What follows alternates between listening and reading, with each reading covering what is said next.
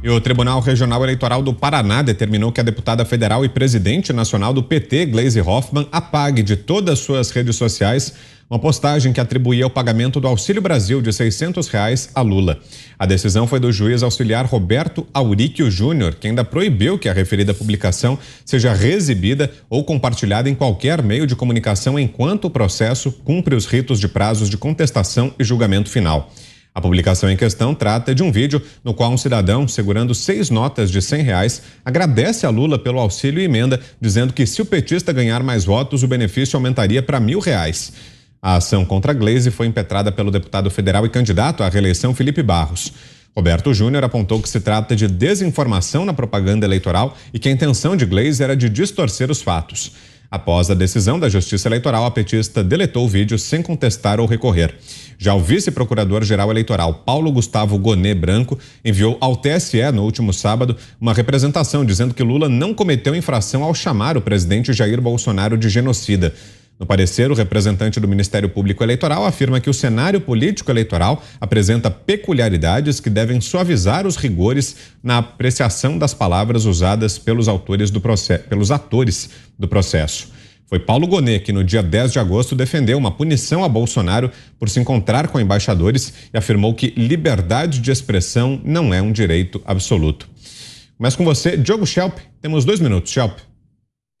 Bom, eu já falei aqui semana passada sobre a questão do conceito de genocida, né, que é absolutamente inadequada para descrever o presidente Jair Bolsonaro, para classificá-lo, que é uma questão jurídica, é um termo jurídico do direito humanitário internacional que geralmente é aplicado em situações de guerra. Né? Pode-se criticar a atuação do governo na pandemia, até atribuir a ele um agravamento da situação sanitária e tudo mais, mas chamar de genocida realmente não funciona. Agora, Lula pode chamar de genocida? Deveria poder, assim como Bolsonaro deveria poder chamar Lula de ex-presidiário ou coisa do tipo. É muito complicado quando se coloca aí na mão do TSE ou da Justiça Eleitoral, no caso do TRE, essa função, esse papel de ficar moderando cada palavra, cada vídeo, cada informação que é colocada durante a campanha. Então, discutir ou combater fake news, a maneira mais efetiva de fazer isso é coibir o chamado comportamento inautêntico, ou seja, são os perfis falsos nas redes sociais, os perfis anônimos, né? Porque a Constituição garante liberdade de expressão, mas não sob anonimato. Então, aquele uso de robôs e assim por diante. Isso é o que funcionaria melhor, até porque dá para fazer isso com mecanismos de forma massiva, né? Sem precisar ir pegando a dedo cada afirmação, cada declaração que é dada por um candidato ou por um político. Em relação à paternidade do Auxílio Brasil, também é uma discussão absolutamente ridícula, porque o Auxílio Brasil é o novo nome do Bolsa Família, que foi criado no governo Lula, inspirado, né, que pegou aí elementos de um programa que existia no governo Fernando Henrique, que era o Bolsa Escola. Então a paternidade em si do programa pode se atribuir ao Lula, ou pode-se dizer que a ideia foi lá do Cristóvão Buarque, no governo Fernando Henrique, no tempo do Fernando Henrique. E quem aumentou o valor de R$400 para R$600 foi Jair Bolsonaro. Ele mudou o nome e aumentou o valor. Então podem ficar discutindo a paternidade disso eternamente, que não se vai chegar a conclusão muito relevante em relação a isso. Até o Ciro Gomes agora está dizendo que vai aumentar para R$1.000 o Bolsa Família, o Auxílio Brasil, e, portanto, também vai entrar nessa discussão aí, nesse debate sobre paternidade. É realmente uma discussão que não leva a nada, mas o fato em si é o seguinte: não teria por que proibir a divulgação desse vídeo, porque ele é absolutamente vago também nessa afirmação de quem foi que criou. E a questão do genocida foi o que eu expliquei. Ana. Bom, é engraçado que agora estão discutindo, né, a paternidade, resolveram discutir a paternidade do Bolsa Família, Auxílio Brasil, e esquecem de discutir a paternidade do maior esquema de corrupção da história do Brasil, quiçá de qualquer democracia no globo. né, o uso de estatais, o uso de ministérios. O Ministério do Esporte foi um deles, o uso de ministérios e empresas estatais, né, do povo, já que, né, falam tanto, bradam tanto que o petróleo é nosso.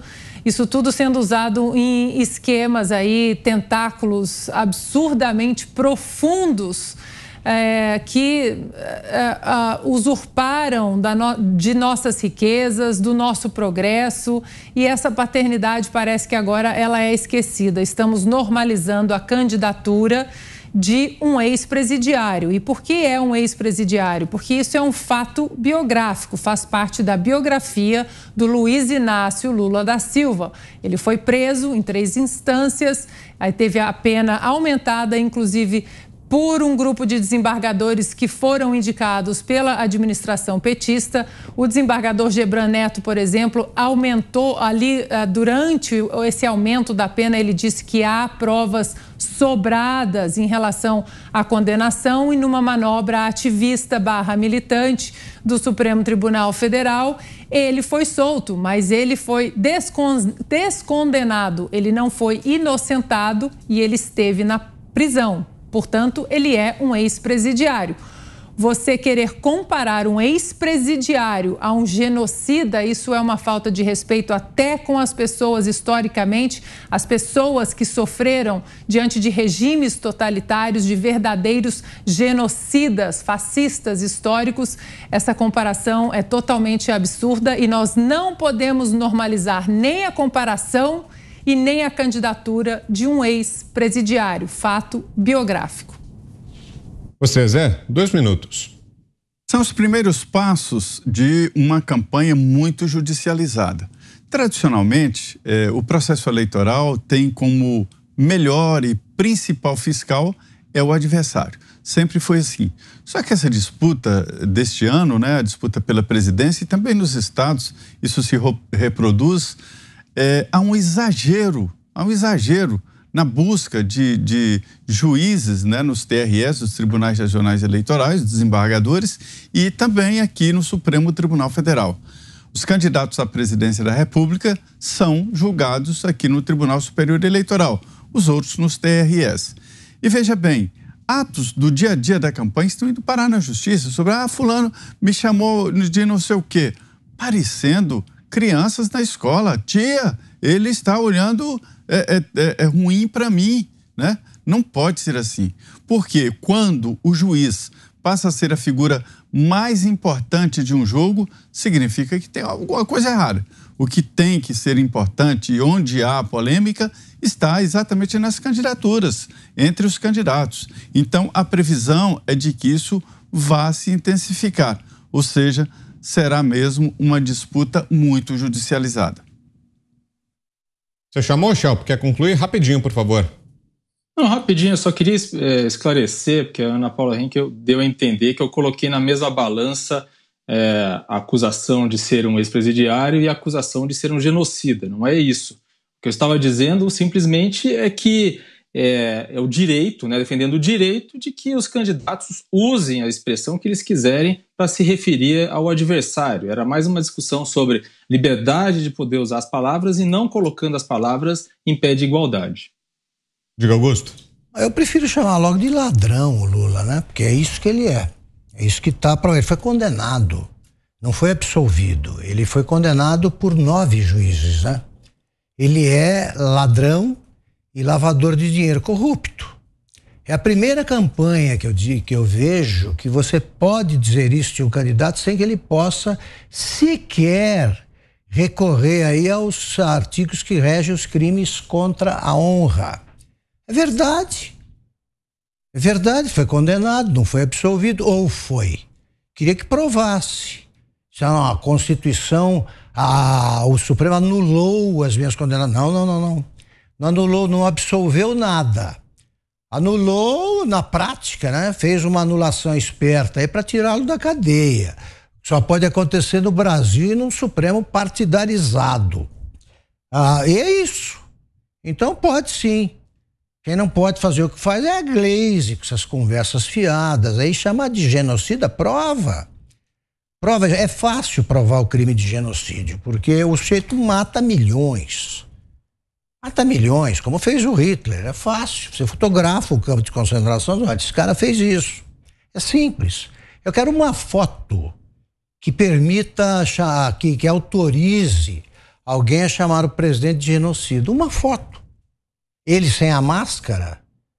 Então o povo brasileiro é composto por um bando de idiotas aí, qualquer coisa que o presidente faz, eles fazem e morrem, é isso? Ou só os seguidores do Bolsonaro, repito, por seguirem o líder, eles morreram, ele matou o próprio eleitorado. Essa conversa não resiste a 1 minuto de inteligência. 1 minuto. Agora o Lula é ladrão, sim, e estou afirmando isso e tenta me processar para ver se eu estou, por exemplo, cometendo um crime contra a honra.